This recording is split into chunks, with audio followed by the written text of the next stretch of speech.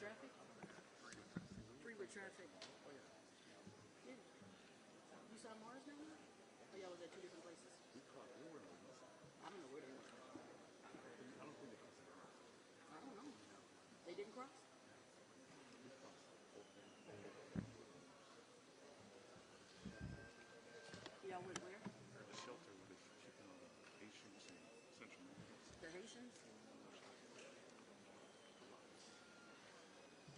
I heard Rolando was mad because we keep sending him to the border. I heard he be hating. He wants to do this. We went through this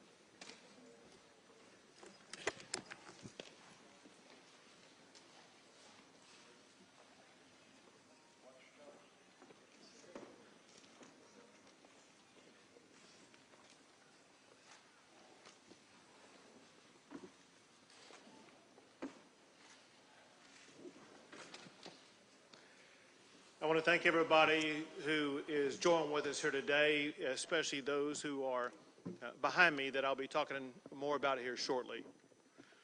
To begin with, let me point out the obvious. Evil swept across Uvalde yesterday. Anyone who shoots his grandmother in the face has to have evil in his heart. But it is far more evil for someone to gun down little kids. It is intolerable and it is unacceptable for us to have in this state anybody who would kill little kids in our schools. Children are a blessing. God teaches us that. They're filled with laughter, innocence, and joy. Their love is a gift that parents get to unwrap every single day. Parents in Uvalde had that gift taken away from them, stolen by a demented person. Days before yesterday, when these children were at school, some were receiving awards for perfect attendance. These kids will never attend school again. To say the least, Uvalde has been shaken to its core. Families are broken apart. Hearts are forever shattered. All Texans are grieving with the people of Uvalde, and people are rightfully angry about what has happened. Events like this, they tear at the fabric of a community. Our job is to ensure that the community is not going to be ripped apart. All Texans must come together and support the families who have been affected by this horrific tragedy. What they need now more than ever is our love. What they need is uplifting from all of our fellow Texans and all of our fellow Americans. And let me emphasize something that I know you all know. But the reality is, as horrible as what happened, it could have been worse. The reason it was not worse is because law enforcement officials did what they do. They showed amazing courage by running toward gunfire for the singular purpose of trying to save lives. And it is a fact that because of their quick response, getting on the scene, being able to respond to the gunman and eliminate the gunman, they were able to save lives. Unfortunately, not enough. But I want to make sure that everybody knows, all of the law enforcement agencies and groups that are involved and were involved in this process. The Texas Rangers are leading the investigation, and they are supported by the Texas Department of Public Safety Highway Patrol, the Texas Department of Public Safety Criminal Investigative Division, DPS Aircraft, DPS Intelligence Counter and Terrorism Division, DPS Crime and Victim Support. They're also supported by the Texas Division of Emergency Management, the FBI, as well as multiple federal partners, including the DEA, ATF, HSI, and Border Patrol. And then, of course, the valiant local officials, the Uvalde Sheriff's Department, Uvalde Police Department, Uvalde Independent School District Police, Uvalde County Constables, Uvalde Mayor, the County Judge, Uvalde District Attorney's Office, local public works and surrounding police department, and the San Antonio Police and Fire Department also. Let me walk you through some of the facts of what has happened. There's been a lot of things that have been said. Some are correct, some are incorrect. Let me tell you the best information that we have at this time, understanding, very importantly, that this is an ongoing investigation, and ongoing investigations often reveal new information as those investigations progress. The first thing that happened was that the gunman shot his grandmother in the face. She then contacted police.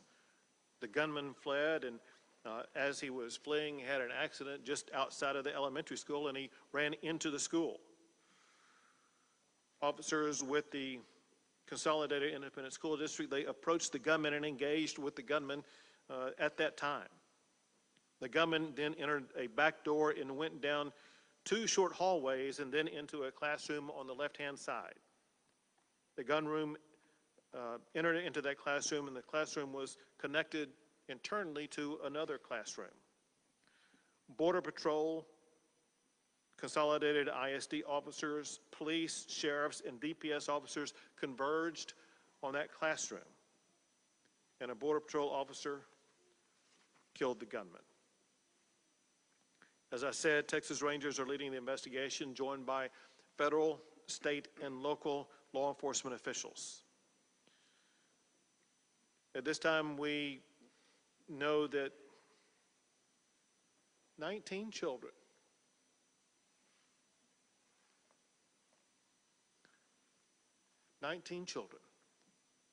have lost their lives. 2 faculty members lost their lives. In addition to that, there are 17 people who are injured, but their injuries are not life-threatening. All family members of all of these students and faculty members have been contacted and informed about the circumstances.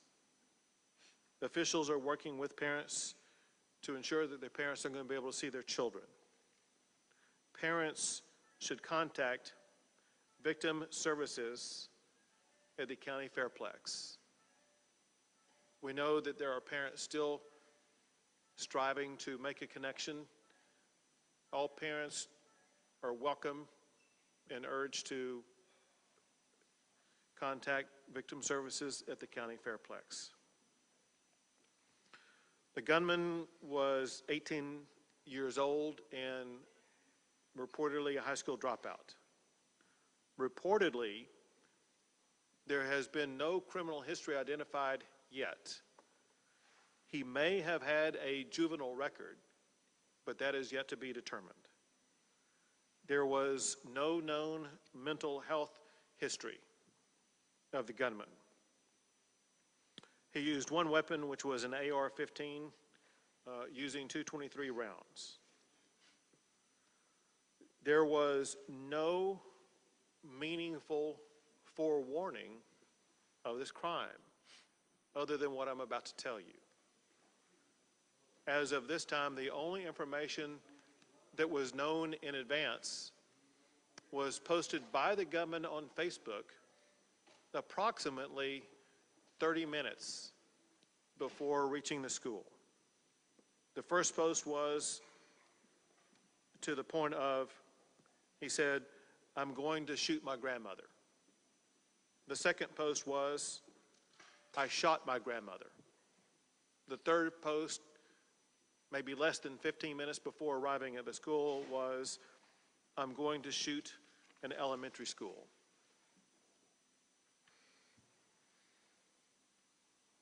I mentioned that during the the shootout that took place at the school. In addition to the students and the faculty, there were 3 officers who were injured who were all remain in good condition. 1 deputy sheriff lost a daughter in that school. Before coming out here, we had a long discussion with law enforcement at all levels. We had a discussion with community leaders, elected officials. And I asked the sheriff and others an open-ended question and got the same answer from the sheriff as well as from the mayor of Uvalde. The question was, what is the problem here? And they were straightforward and emphatic. They said, we have a problem with mental health illness in this community. And then they elaborated on the magnitude of the mental health challenges that they are facing in the community and the need for more mental health support in this region. I want to make sure everybody understands the mental health services that are available at this time, with me making one clarifying point in advance that I'm going to redouble down in the aftermath. Whenever anything as shocking and extraordinary and disturbing as this event occurs, there is an urgent need for everybody affected to access mental health. I cannot be more emphatic than saying with great urgency, everybody in this community, I mean everybody, the victims, the families, family members, friends, the law enforcement involved, but the entire community is in utter shock about this. Some physical wounds that were sustained by the officers, they're going to heal in the coming days. The mental and emotional wounds are far harder to see and last far longer. The state of Texas, working with federal and local officials and agencies, we're going to be here for a long, long time. And one key point that we will focus on is making sure that everybody in this community has the access they need for as long as they need it to address with the mental and emotional health care needs that they have. I want to list various agencies and make sure these are made available to the public. The mental health services currently available are from victim services from across the area, from federal, state, and local levels, including the Family Resource Center at the Uvalde County Fairplex. Schools have crisis teams at the Uvalde Civic Center. They provide wraparound services for families who are affected. The Texas Child Mental Health Consortium, created by the state legislature in 2019, is available to assist. The Bluebonnet Children's Advocacy Center is available to provide services for children. The Texas Health and Human Services Commission is on site and will be available for ongoing provision of services. The Texas Education Agency is providing supplemental counseling services. The Texas Department of Public Safety Counseling is providing counseling services for law enforcement. And the FBI is also bringing in mental health services for law enforcement. It cannot be overemphasized the importance of law enforcement officers, all of them, seeking out and obtaining this mental health counseling. The District Attorney's Office for Victim Services has a phone number available for all victims, and candidly the entire community in a way is a victim here. And I was provided their number to give out to you publicly. This is the number for the District Attorney's Office for Victim Services. The number is 830-278-2916. And at this time, I will pass the mic to Lieutenant Governor Dan Patrick.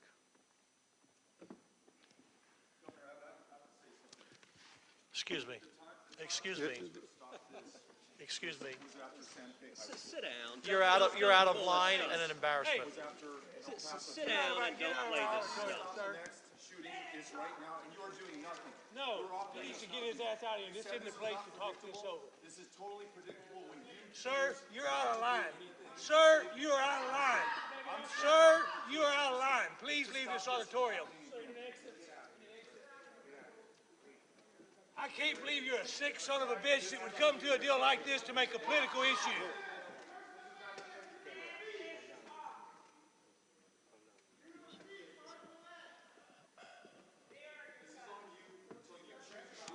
It's on assholes like you. Why don't you get out of here?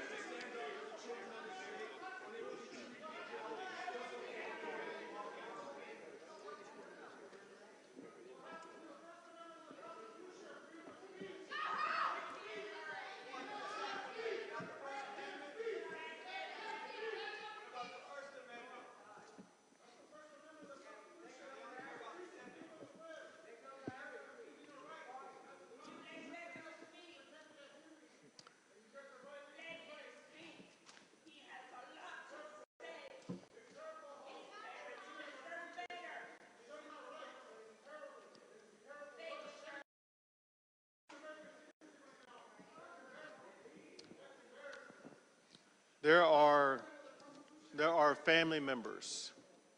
There are family members who are crying as we speak. There are family members whose hearts are broken. There's no words that anybody shouting can come up here and do anything to heal those broken hearts. We all, every Texan, every American has a responsibility where we need to focus not on ourselves and our agendas. We need to focus on the healing and hope that we can provide to those who have suffered unconscionable damage to their lives and loss of life. We need all Texans to, in this one moment in time, put aside personal agendas, think of somebody other than ourselves, think about the people who are hurt, and help those who have been hurt. And this time, Lieutenant Governor will speak. I was just about to say that there will be plenty of time to discuss and analyze what happened yesterday and do everything that we can within our power to hopefully prevent it from happening again. But now's a time, people watching around the world, in this country, in this state, to focus on these families, as the governor just said. Right now, we need to put our arms around the families of these victims, the students and the teachers. This is not a partisan issue. This is not a political issue. This is an unimaginable moment that will impact the lives of those who lost their children and those who survived, the adults and the teachers, the men and women of law enforcement who were there. We are better than this as a country. We are better than this. These types of crimes, when you see children killed, go to the very core of all of us who have children or grandchildren. We can't imagine the pain that these families are going through. We saw it 4 years ago in Santa Fe. So can we not be a nation that can stand together for at least a day or a week or a month? My gosh. To put these families first and everything else second. My gosh. You know, we live in a time, I said this yesterday, when people are at each other's throats everywhere we turn. Whether it's on the internet or an Oscar stage or two coaches arguing or in the political world or the media world. Who are we as an American people? Who are we? We all have to do our part. All do our part to make us a better people and a better nation. Evil will always walk among us. And in times like this, I've seen it. The governor's seen it. The speaker's seen it. The senators have seen it. The attorney general's seen it. In these other shootings, Sutherland Springs, El Paso, Odessa, Santa Fe, it's God that brings a community together. It's God that heals a community. It's God that heals a shattered and broken heart. And if we don't turn back as a nation to understanding what we were founded upon and what we were taught by our parents and what we believe in, then these situations will only get worse and happen more often. So, no matter what your thoughts are today, pray for these families, pray for this community. Give us wisdom. Give us wisdom. But right now, let's focus on the families. They deserve that. They need our love. They need our prayers. Thank you, Governor. And now the Speaker of the House, Dade Phelan. Thank you, Governor. I appreciate it. Mayor, I'm sorry you had to witness that outburst. Now is not the time to politicize pain and suffering. This time of year should be the happiest time in a child's life. Summertime, getting out of school, enjoying your family and your friends. And instead, this community is faced with an unspeakable tragedy of which there are no words. There are no words to ease the pain and suffering and the anger in this community. I do want to reiterate what the governor said about the mental health of this community. This will take many, many years of pain and suffering and counseling. And your mental health is like any other health. It must be treated, it must be diagnosed, it must be talked about. And the legislature, when we reconvene, we will have a long, very robust discussion about mental health like we always have, and we'll continue to support mental health in this state, and especially rural mental health. Like the sheriff said, and like the mayor said, every community has mental health needs, and they must be addressed. And this crisis is another reiteration of a mental health crisis we have in this state. I also want to thank the law enforcement for their work, DPS, Border Patrol, sheriffs, police officers, both locally in the school district. I believe one school district's police officer, his wife in the shooting was there on the scene. And the governor mentioned sheriff's deputy losing a child in that building as well. Just unspeakable tragedy to this whole community. And the mental health of our law enforcement is crucial in these times. And it's okay for them to say that something's wrong as well. I do my deer hunting here in Uvalde County. It's a beautiful community with beautiful people. And all we can say is how tragic this is, and the support the state will show and will continue to show. And we just appreciate your resiliency, and let us know how we can help here at the state of Texas.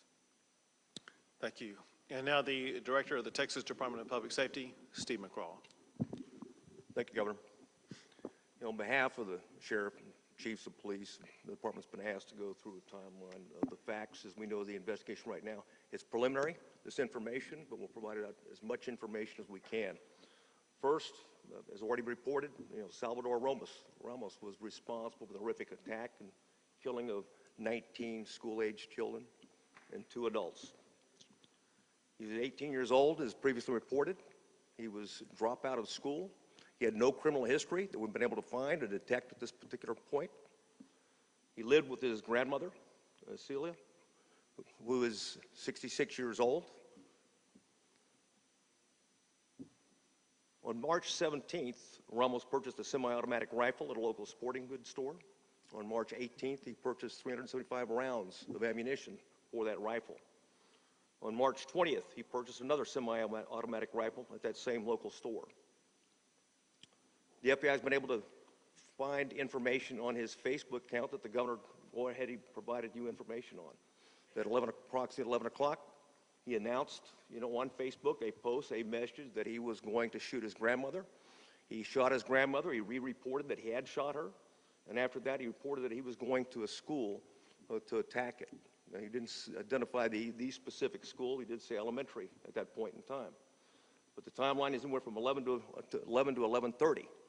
His mother reported him to the police department when she was able to run across the street to a neighbor and get help. And she was medevaced to San Antonio in critical condition at this point, but she's still alive.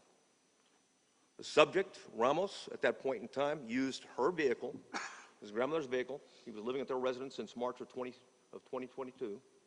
Used her vehicle to drive approximately 2.29 miles, which is about a block and a half away from the school, Robb Elementary School. He crashed the vehicle at that point in time. He exited with a backpack. He took a rifle with him, one rifle. It was a Daniel Defense that he had previously purchased and had mentioned. He went towards the west side of the campus, which is a back door. But as he was approaching, as the governor mentioned earlier, there was a brave Consolidated Independent School District resource officer that approached him, engaged him, and at that time, gunfire was not exchanged, but the subject was able to make it into the school, as the governor reported. He went down a hallway, turned right, then turned left, and there was two classrooms that were adjoining, and that's where the carnage began. As he was shooting, when the shooting began, we had Uvalde police officers arrive on scene, and along with the Consolidated Independent School District officers, immediately breached, because as we know in officers, every second's a life. They breached it, engaged the active shooter, and continued to keep him pinned down in that location, afterwards, until after a tactical team could be put together, comprised of Border Patrol agents on the front end, some members of their BORTAC unit, which is a SWAT team for Border Patrol. Also, there was a Zavala County deputy that got into the stack, and two Uvalde police officers. They breached the classroom door. They went in, they engaged Ramos and killed him at the scene.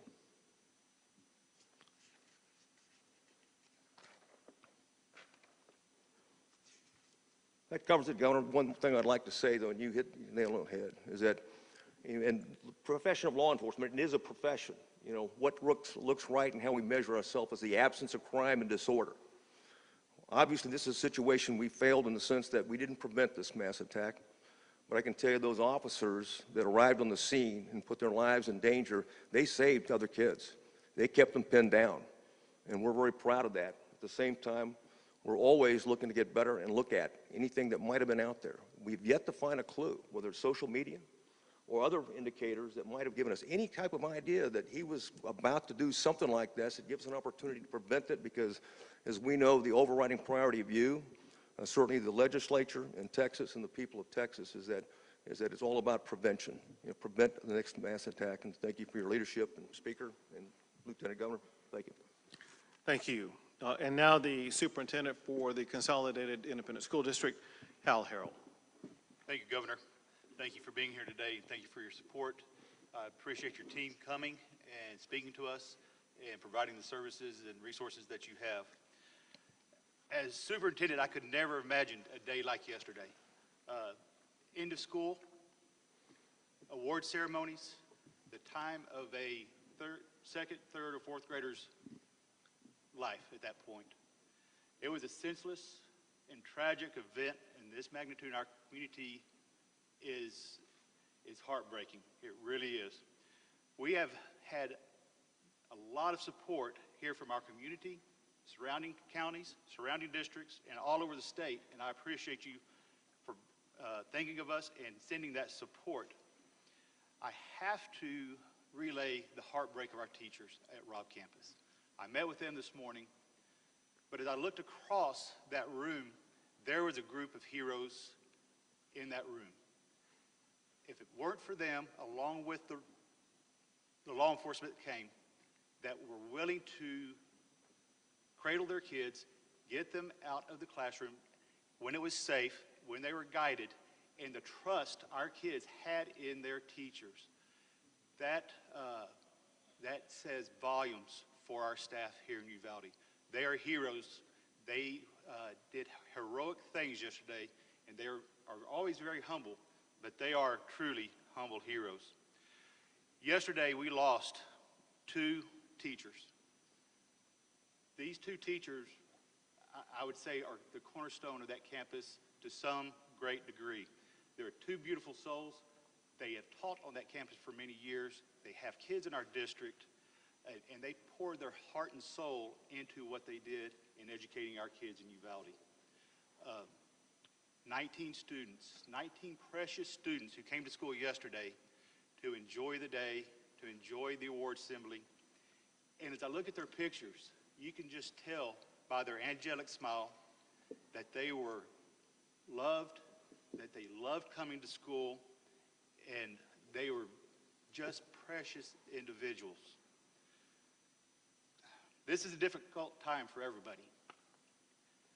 We are hurting. We have been cut deep here in our community.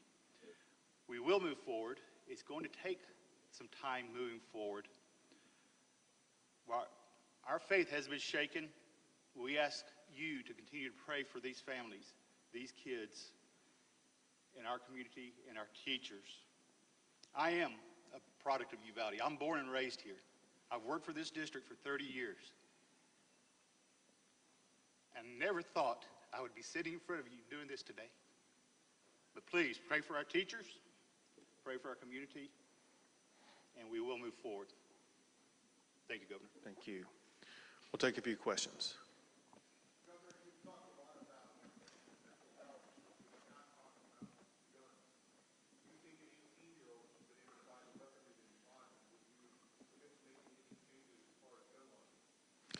So the ability of an 18-year-old to buy a long gun has been in place in the state of Texas for more than 60 years. And think about during the time over the course of that 60 years, we have not had episodes like this. And why is it that for the majority of those 60 years, we did not have school shootings? And why is it that we do now? The reality is I don't know the answer to that question. However, what I do know in talking to the leaders here, as well as leaders in other locations around the state, and that is one thing that has substantially changed is the status of mental health in our communities. What I do know is this, and that is we as a state, we as a society, need to do a better job with mental health. Anybody who shoots somebody else has a mental health challenge, period. We as a government need to find a way to target that mental health challenge and do something about it.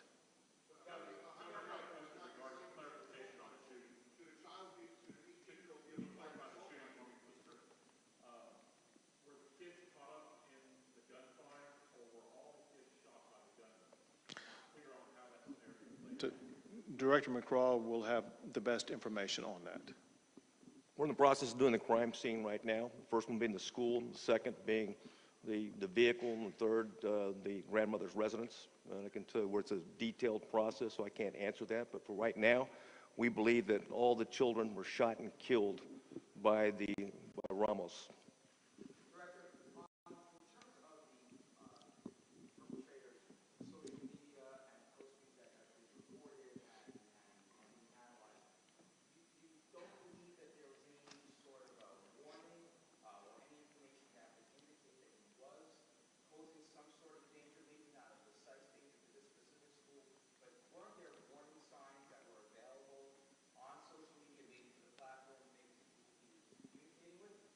We did see some, and I think one was of a concern, and that concern was, relayed to allegedly, we haven't confirmed it yet, to someone in California who didn't report it. And we're in the process of working with the FBI right now to make sure she's interviewed and find out more about it. There may be other clues out there right now that we're not aware of. This is the preliminary part of the investigation. We're going to scour everything to find anything that what could have indicated in some way, shape, or form that this individual was a threat to the community. But nothing had come to local law enforcement that they could have acted? None at all. In fact, this is, you know, we're astounded at the beginning of the investigation because there's usually something out there, but right now, it is as that reported on the timeline. If we find out something else, we'll provide that information.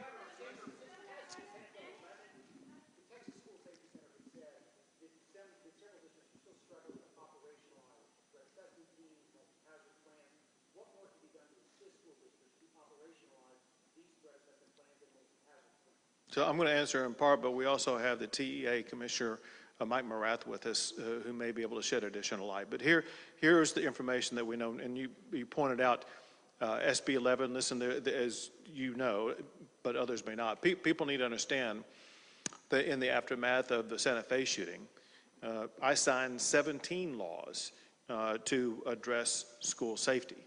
And one of them dealt with threat assessment and preparation for threat assessment. And there are certain standards that schools are required to comply with to make sure that they are addressing threat assessments. I have no information as we speak at this particular time about the status of this particular elementary school or the ISD about what the status was concerning threat assessments. However, to make sure that your broader question is answered sufficiently, Mike, you want to come up? The person coming up is Mike Morath, who is the commissioner for the Texas Education Agency.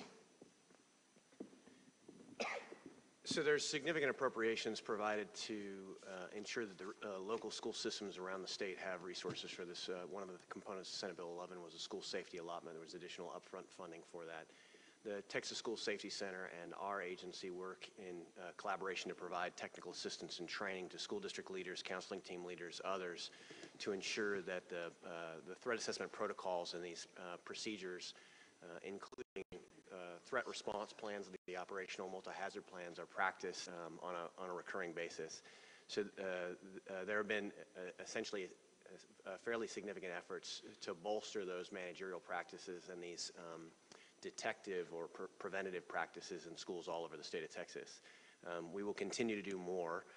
After any incident like this, of course, you reflect on lessons learned to ensure that we can prevent this kind of situation in schools going forward. Yeah, if I can just add to that. One sec. I'll call on you next. 1 second. If I can just add to that briefly, in 19, the House and Senate worked together, put $100 million into trying to give the schools all the tools that they needed to try and protect the students. The Marshals program, the Guardian program to arm teachers where schools want it.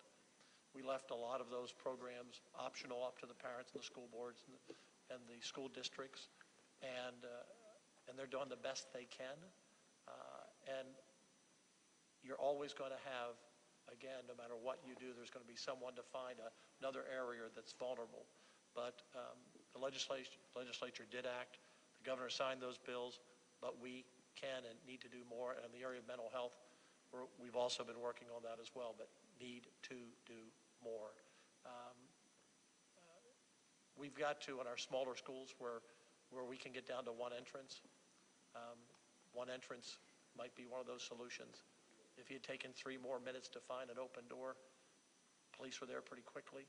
But this school district has been doing a really good job in trying to protect their students. And those teachers died yesterday protecting their students. And this is a continued work for us. Go ahead. You were at a political fundraiser in Walker County. Why did you not cancel that event? And your press office has stated that you plan on canceling all future political events going forward until further notice. Does that include the NRA convention here in Houston on Friday? So first, with regard to yesterday, I was actually in Taylor County responding to a different disaster, a disaster of fires that had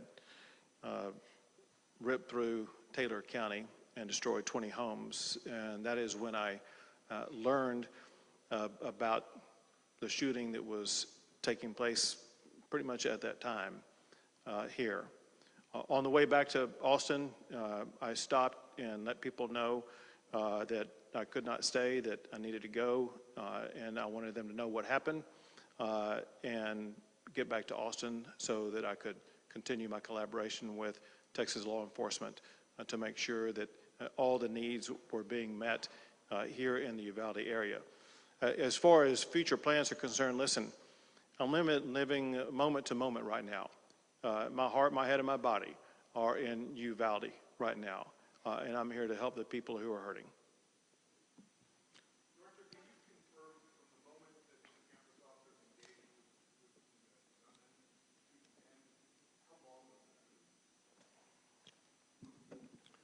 I can't. It's going to be within a minute, like 40 minutes or something, within an hour, but I don't want to give you a particular timeline. But bottom line is that law enforcement was there. They did engage immediately. They did contain them in the classroom, and they put a tactical stack together, in a very orderly way, and of course breached and assaulted the individual.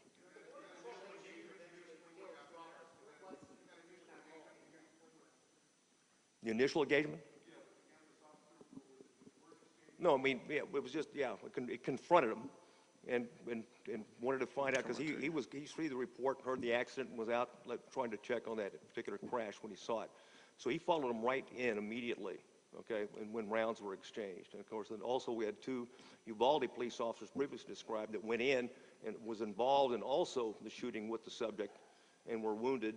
And of course, they were also responsible for containing him in that area. Go ahead. Yes, sir.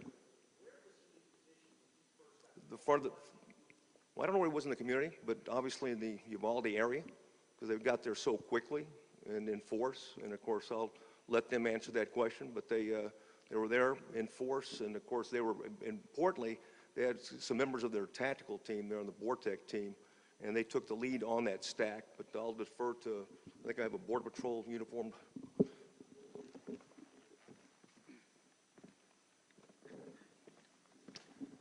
Thank you. So first off, the U.S. Border Patrol Del Rio sector has a station in Uvalde. So we have about 150 or so agents that are permanently assigned to Uvalde. We also have several agents in other stations that choose to live here in this community as well. So we had folks that came from off-duty. We had folks that came from training. We had folks that were in the field and responded. So a multitude, some 80 in total, Border Patrol agents responded. So as to where that particular individual came from, don't have that yet. The investigation will bear out, but we have a large presence permanently here in Uvalde. Did you? Not going to release his name just yet. Go ahead.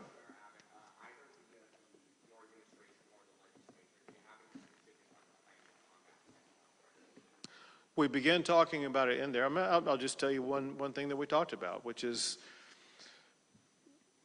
something we've heard in some other regions of Texas also, and that is in approximately maybe as much as a 40-county region around the area where we gather right now, there is no mental health hospital, and there's a shortage of beds for mental health in this region. If someone is suicidal, if someone has a mental health problem, they oftentimes would have to go to someplace like San Antonio. And with the growing population in this region, with the profound mental health challenges that were discussed with us, one takeaway I had was that there is greater need for a physical mental health care facility in this region. But we know that buildings don't treat people, people treat people. And so there needs to be more personnel, more strategies, a greater understanding by the mental health care provider community about what the needs are, and they will be best equipped to know the best way to provide, or let's say meet those needs. Bottom line is this, and that is, I think it's a fair statement, that legislative leaders understand about health challenges in the more rural settings in the state of Texas, and we have a genuine commitment to help address those mental health care challenges.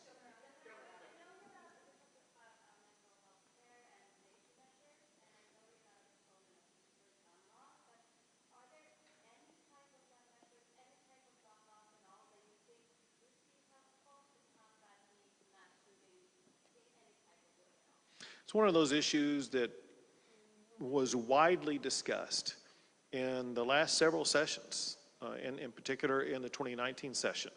And pretty much every issue was raised by one legislator or another about potential ways to address shootings like this. And the consensus arose around those 17 bills that I did sign, that they hardened schools, they made schools safer, they addressed mental health, and issues like that were the solutions that were agreed upon by legislators at that time. And that is going to be the similar approach that I perceive legislators will continue to focus on.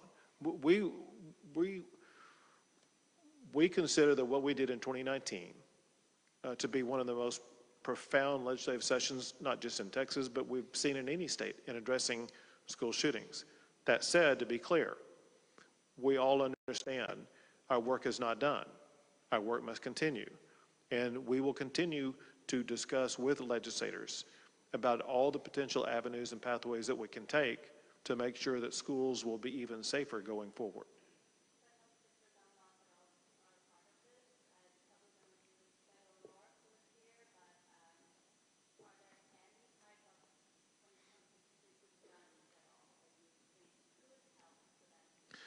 And I know people like to try to oversimplify this. Let's talk about some real facts. And that is, there are, quote, real gun laws in Chicago. There are, quote, real gun laws in New York.